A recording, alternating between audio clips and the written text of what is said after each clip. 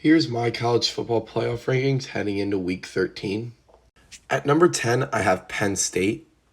Penn State's coming into this week with only 2 losses, and they are to Ohio State and Michigan. And I think with the losses to Utah and Tennessee, especially Tennessee losing Hendon Hooker for the season, really allows Penn State to elevate in the rankings, and I think they're going to sneak in at number 10. At number 9, I have the Oregon Ducks. Bo Nix has been one of the better quarterbacks in the country this season, and their defense looked phenomenal and came up with a lot of big plays against Utah. Oregon has also basically secured a spot in the Pac-12 title game. I think number 9 is fitting for them. At number 8, I have Alabama.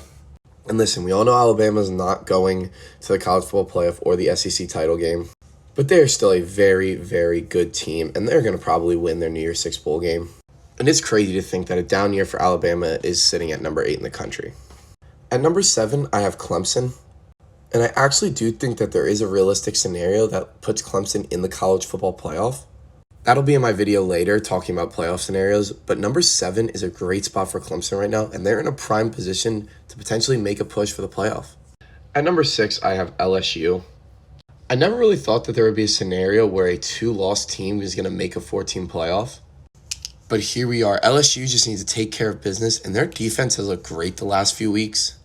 Offensively, they've looked a little sketchy at times, but their overall body of work throughout the season actually stacks up very well against other teams.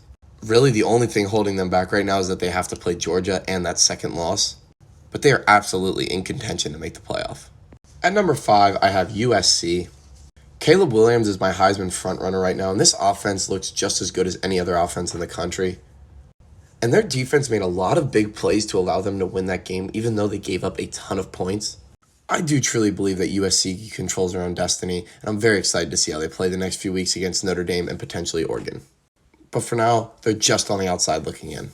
At number 4, I have Michigan, and at number 3, I have Ohio State. And before you say anything, whoever wins this game this weekend is going to jump back up to number 2.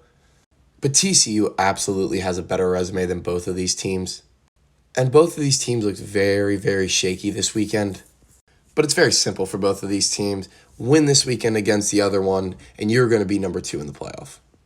At number 2, I have TCU. It's time that we give them their flowers. It's time that we give them their credit that they deserve.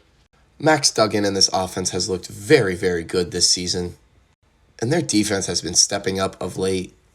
I do expect TCU to take care of business. Unfortunately, they're going to fall to 3 after this week. But for now, they absolutely deserve that number 2 spot. And at number 1, I have Georgia. Is this even a question right now?